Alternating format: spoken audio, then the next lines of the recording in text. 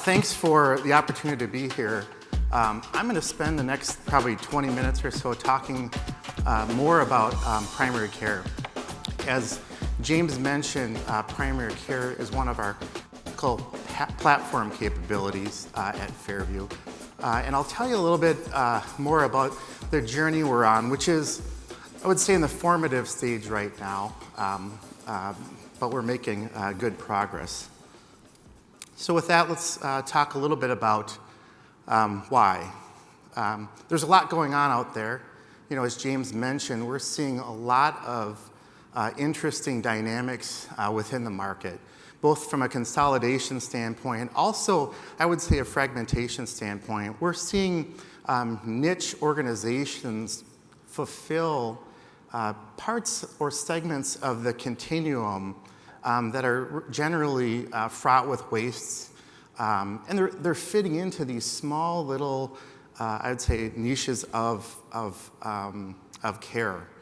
The other thing I think that's critical is in terms of reimbursement. You know, this notion of value-based economics and primary care as a vehicle for driving value within healthcare in more of a multi-specialty dominated market. Second, I think, area that's right in front of us is this notion of consumer expectations.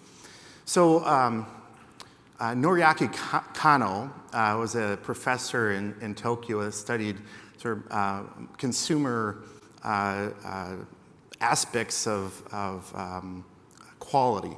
And he really created this notion of customer expectations. He described it in 5 different ways. And when we look at that in his model, there's really 3 relational opportunities. There's the must-have, right? So we see quality, for example, being in that must-have. You know, when you walk into a primary care experience or, a specialist, you expect that particular experience to be high quality, right? You expect the pilot to know how to fly the airplane, right? That's a must-have. We also see these linear relationships such as waiting time. That's a good example. You know, the quicker the response, the faster that I'm able to move through the experience creates more satisfaction in a linear manner. And then the third is this notion of the delighter. So the delighter is this notion, once something's satisfied or fulfilled, your experience, your satisfaction overall skyrockets, right? So an example might be you have a convertible here in the great state of Minnesota. In the winter, it's not that great, right?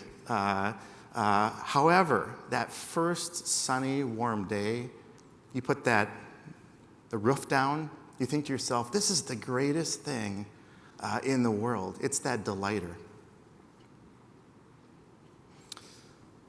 The third thing is technology, and James talked about this. This is something that Fairview is really putting as a high priority.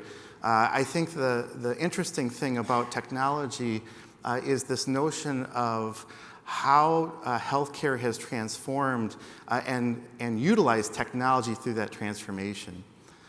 When you look at medical error, for example, distraction is one of those high yield challenges. And when you observe primary care interaction, I was shadowing last week in a clinic, and the medical assistant literally is just putting in data the entire time, hands it off to the provider. Provider walks in, and it's the same thing. Our providers are spending so much of their time putting data into the record and much less time interacting directly with that patient. Additionally, as James mentioned, this notion of predictive data.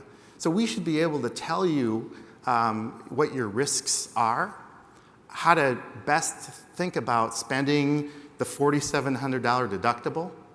If you had $1,000, what's the most optimal way that I could spend that to think about how I can achieve the best quality of life. The other aspect of this notion of technology is the interfaces that we have to connect with patients. So most of us, as James mentioned, he held up his phone. That's absolutely right. My son, who's 10, learned how to use a mouse and an iPad before he could read. So think about what that's going to be in 20 years. The other thing I think that's critical, and this slide James had it, is this notion of primary care actually holds the patient throughout this continuum. And our goal at Fairview is to create excellence in ambulatory operations. So wherever you show up, whatever portal you connect with us in, you're going to have that exceptional experience. But we're going to drive quality, we're drive excellence as well through whatever place of care that you end up. So primary care holds a lot of the care in many of the specialties. There's a line at which primary care manages hypertension and diabetes and other chronic diseases. And so we're working on understanding what the interoperability between primary care and specialty care looks like across the organization and continuum. So again, we think about the transformation challenge. You can see the current state and the future state that we're moving to. The one that I want to highlight is this notion of heroics.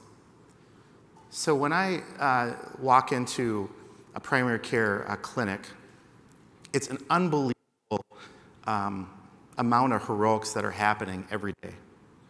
And providers and care teams have this relationship with their patients that's, I think, very unique. It's a lifelong relationship. Primary care clinics generally are in neighborhoods of the people that they serve. So when the primary care team punches out at the end of their day and they go on to other activities, they're amongst their patients.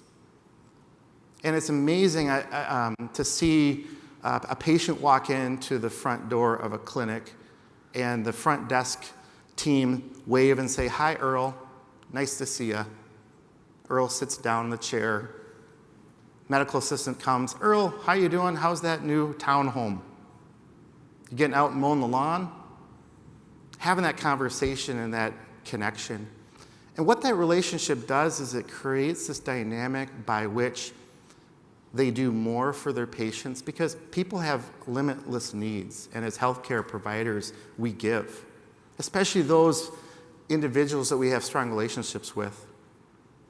So what I see and what we see generally is the additive approach. Let's just do more and more and more and pile it on, pile more work on. We'll see more patients because we care about these patients.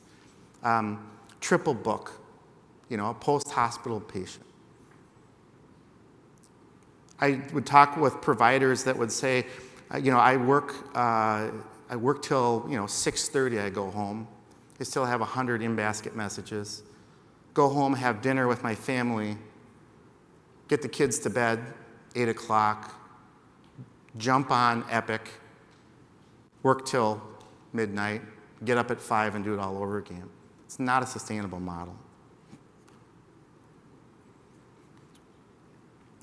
So what are we doing about it? We are setting out, I think, on a very bold mission to positively disrupt primary care. When we ask people to think about what's the definition of primary care, and if I had all of you write down what your definition would be, you'd have some similarities but slight variance. Well, we put together a design team, about 17 people. Actually, Bob's one of our team members. Half of them are physicians, mostly primary care, some specialists, to start thinking about what really is primary care and how do we create something different. Our definition is primary care is a continuous learning relationship for lifelong personalized well-being. The learning is key. Every single interaction that we have with our customers, our patients, we should be learning about them holistically. This notion of multidisciplinary team. So I'm a former ICU nurse, and I remember in the ICU, cardiac ICU, we'd have rounds every morning with the team, right? The providers, the residents, the pharmacists, the chaplain, the nursing staff, respiratory therapy, and we'd talk about the patients. We'd put that resource intensity around them to think about how do we understand their holistic needs? How do we support the family differently?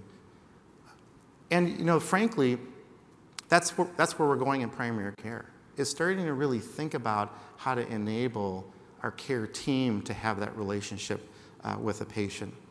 The other thing I think that's critical is this notion of the financial model based on the wellness of the ecosystem.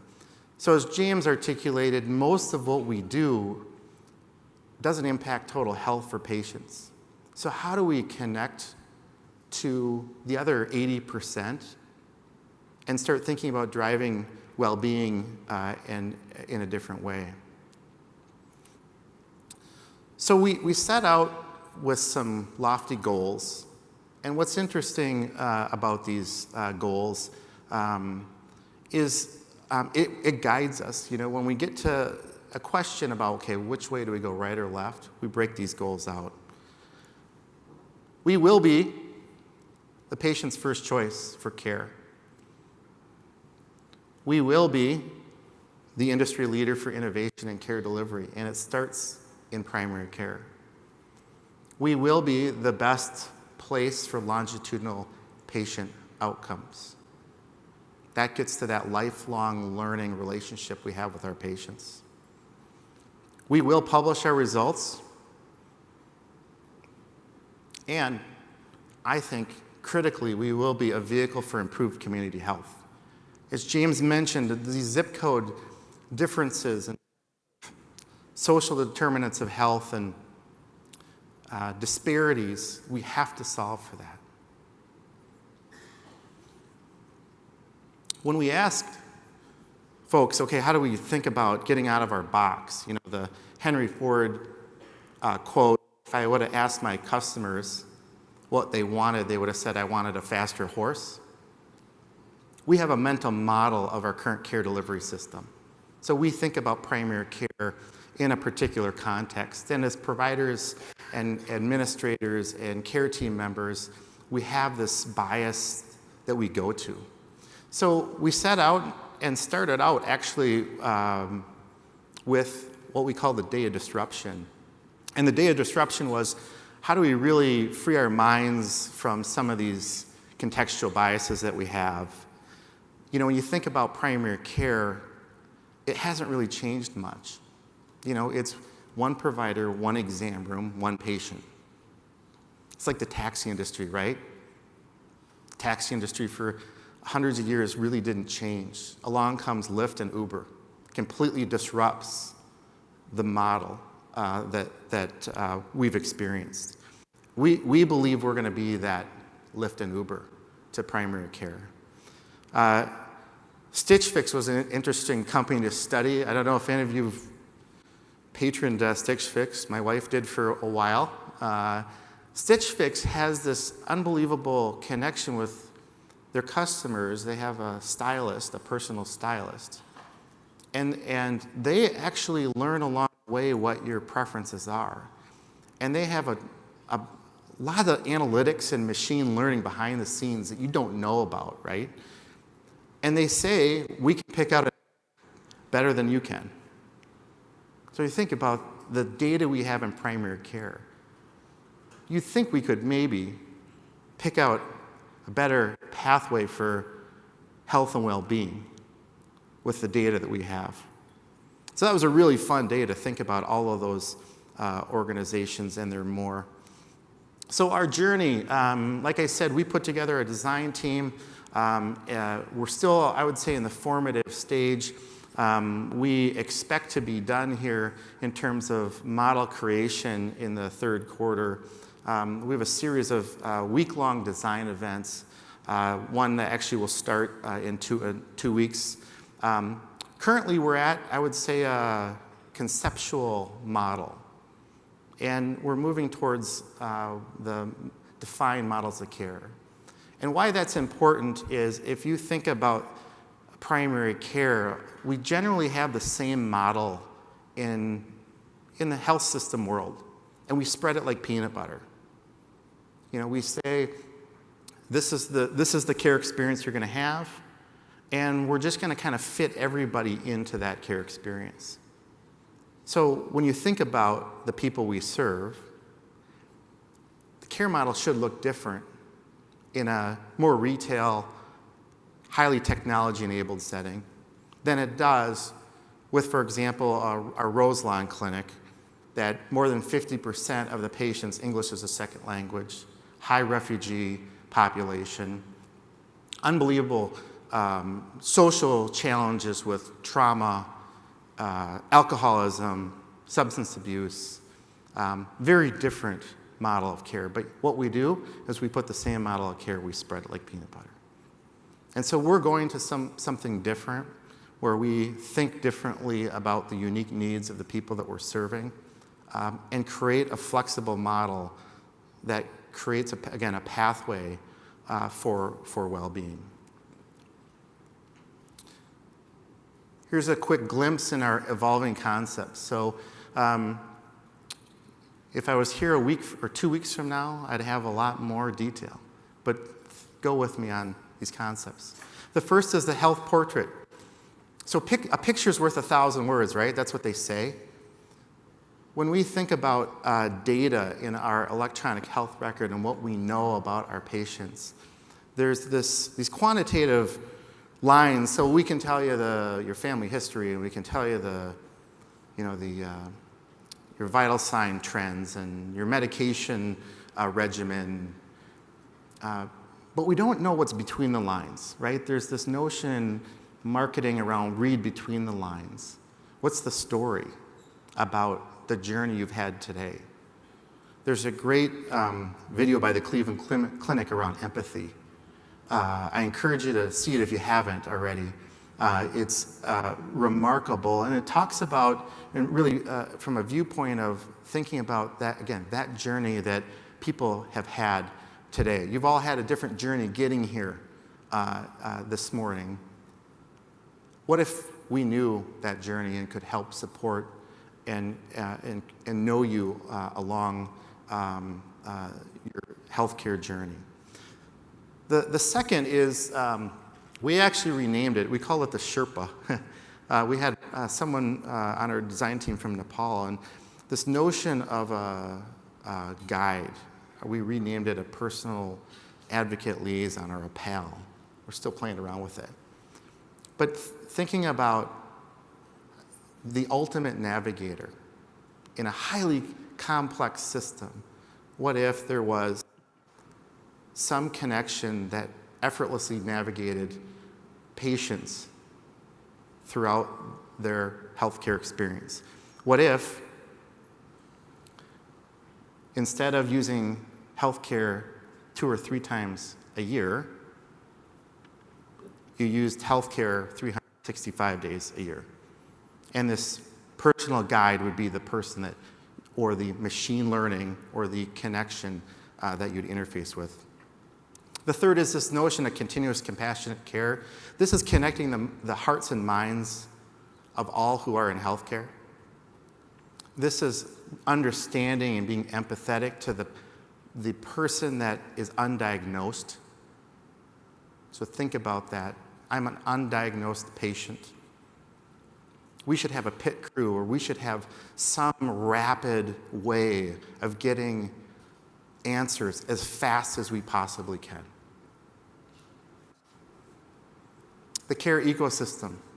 This is that connection and that interoperability to the communities, other social groups, and honestly understanding how we can not only connect, but complement and be a part of the rest of that person's individual life. So in these particular design events, you get to do some creative things. Bob and I had a drawing that was different than this one, but we broke up into groups. This is an example of this notion of a pathway. You can see the car that looks a little like Lightning McQueen for those of you who have younger kids. Going under these sort of assessment or connection bridges to learn and to guide. The interesting thing about this work is you have to be a little uncomfortable with, or comfortable with being uncomfortable. Because you might not know what the end product is.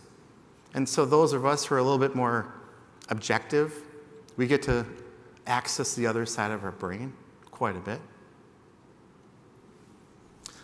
I want you to know that when you think about 13 organ systems that we all have,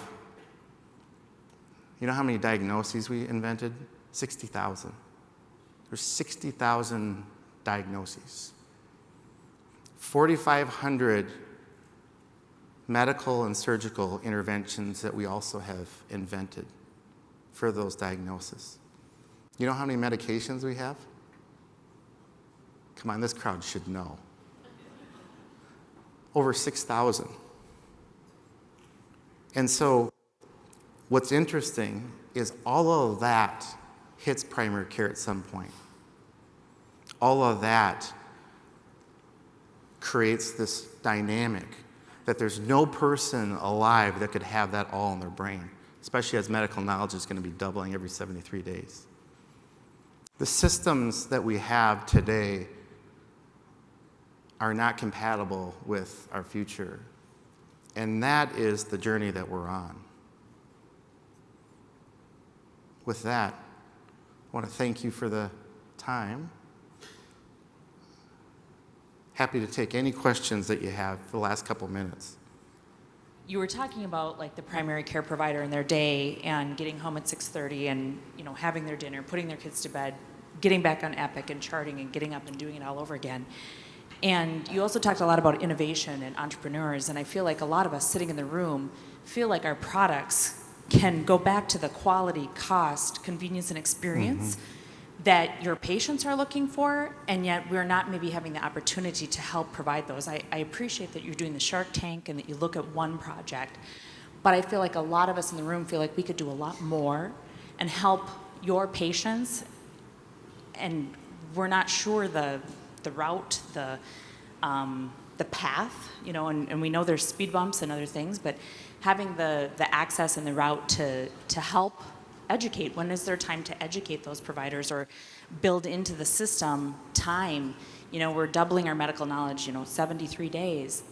And I know that so I'm curious, you have, you're working on things, but where do you see that changing, or how do you see that partnership with, everybody that's in the room here today? Yeah, I think the way that we have historically connected has been, I think, generally more of a siloed approach, right? Healthcare can turn into an arms race pretty quick. And I do believe that those days are behind us. To continue to do that won't be sustainable. And frankly, the collective wisdom of the healthcare team, for me, is where we need to put the enablement and the empowerment. Some of the best ideas come from people who aren't deeply entrenched in the work, because they have that curious 12-year-old mind that can ask the question, why do we do this? Why does that make sense? Hey, maybe we can add value to the equation differently. I do think it also starts at a forum like this. I mean, just the fact that all of you are here today to help start thinking about the future of healthcare, I think is just a remarkable thing.